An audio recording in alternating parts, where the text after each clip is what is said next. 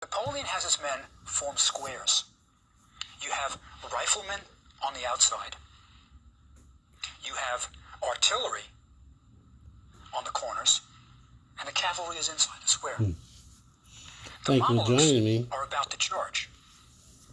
Probably about, Professor more than is 5,000. We're not sure of the exact numbers because they get exaggerated, but certainly more than 5,000. getting into the Battle of the Pyramids and the Battle of the Nile. Points to the pyramids. You could see them in the distance. And he says, soldiers, from these heights, 40 centuries of history looks down upon you. Now, the remarkable thing is, he was about right. The pyramids were about 40 centuries old. And you wonder how he knew it, because remember, it hadn't been studied yet. It was really an educated guess. And the battle began. It was quickly over. The Mamelukes charged, and the squares held their fire until the Mamelukes were right on top of them, and they just blew them away.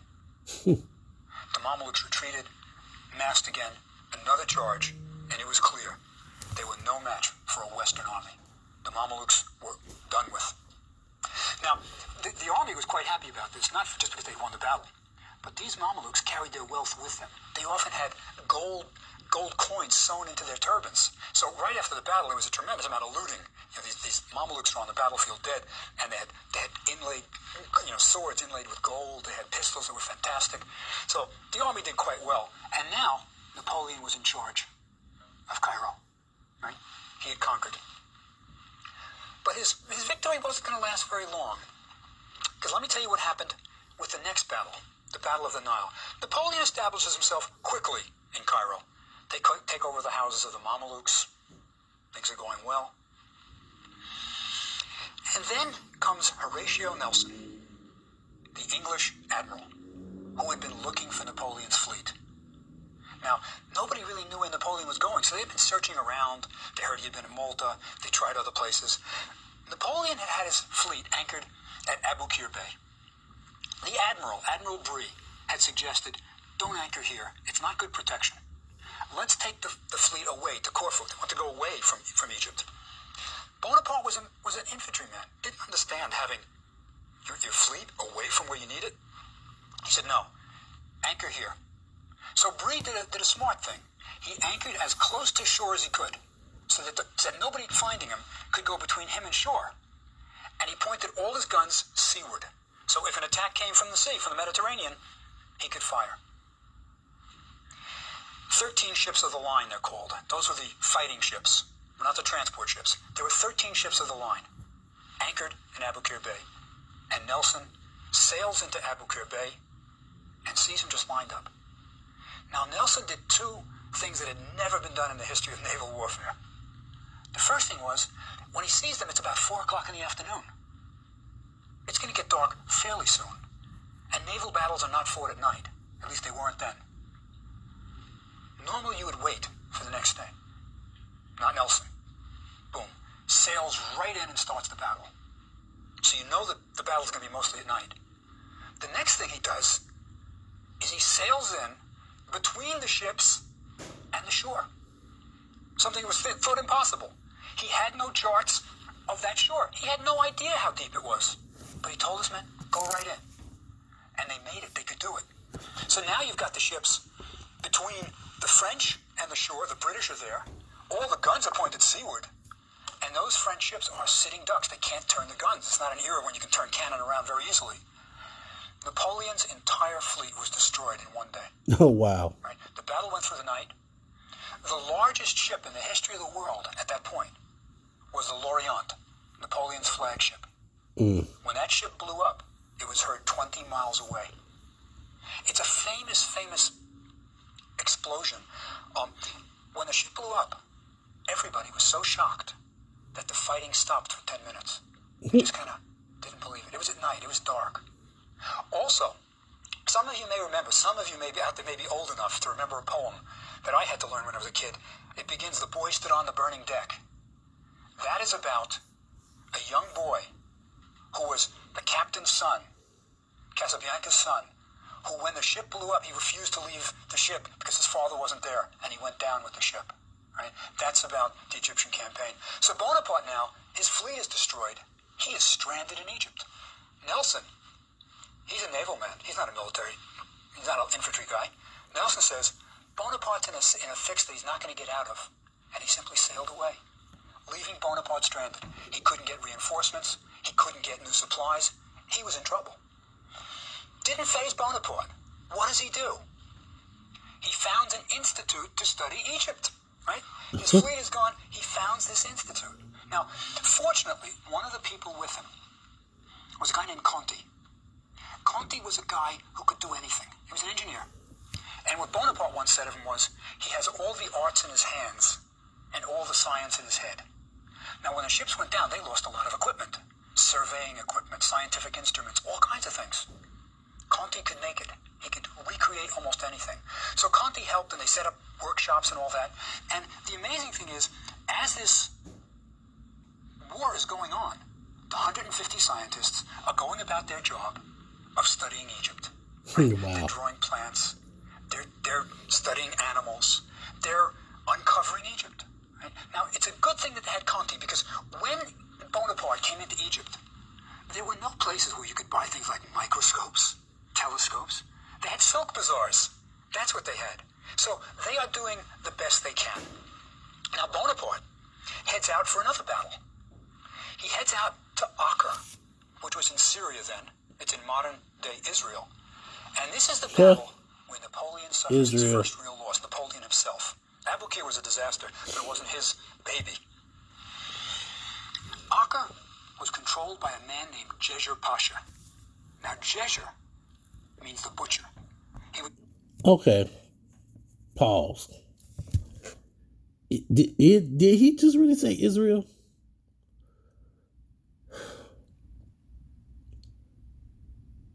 Most other racial communities want nothing to do with black people, Negroes. But yet, they live in our ancient lands. Now, I'm not tripping over the fact that, they acquired the land that they live in. But really, you couldn't find another name outside of Israel. The original Israel was not a place, it was a people. I'm no one's property but my own. So, yeah, I kind of take offense to that. But, hey, that's just me. Moving right along. He was called the butcher because he was not a nice man. I'll give you an example. Djejer had a physician whose name was Hayam the Jew. And Hayam was asked to examine one of Djejer's wives to find out if the woman was pregnant, to find out if the wife was going to have a boy or a girl. Now, how was Hayam going to do this? He wasn't even allowed to examine the woman. She would put her hand through a hole in the wall. He would look at her hand, and he had to tell Djejer whether it was a boy or a girl. So Hayam took a guess. Djejer, anxious to find out, had the woman brought and cut open so he could see whether the fetus was a boy or a girl. Hayam guessed wrong and lost an ear. Right? And eventually lost an eye. Djejer was not a nice person. Now, Napoleon was going to do battle with Djejer. And it's at the fort of Acre where he loses this battle. Now, understand that Acre is on the water. It's a fort. And the way you normally take a fort is either by starving it out, you camp around it, don't let it get supplies, or you siege it. You charge, make a breach in the wall, and go in. They couldn't starve it out because it's on the water and the British were supplying Djejer Pasha with supplies. So that wouldn't work. So Napoleon had to siege the fort. But he didn't wait for his cannons to come up, and they kept charging the fort. The men would die. It was a terrible, terrible situation for the French army. And not only were they losing the battle because of Djejer Pasha being reinforced and just shooting cannon at him one after the other, the plague had struck. Oh, wow. The French started dying of the plague, bubonic plague. So they were really fighting two battles, a military one and this medical one. Now, while this is going on, as I say, the scientists are recording all of Egypt. A remarkable thing. 150 men doing the best they can. Now, by 1798, right, Napoleon knew he was defeated. He marches back from Acre. Marches back. 1798. Anybody want to check that date, see what happened in the United States during 1798? It might be insignificant to most people, but to the black community, to the Negro community, yeah. Biblically speaking, 400 years of slavery in a land that's not your own. 1798 is definitely part of that list.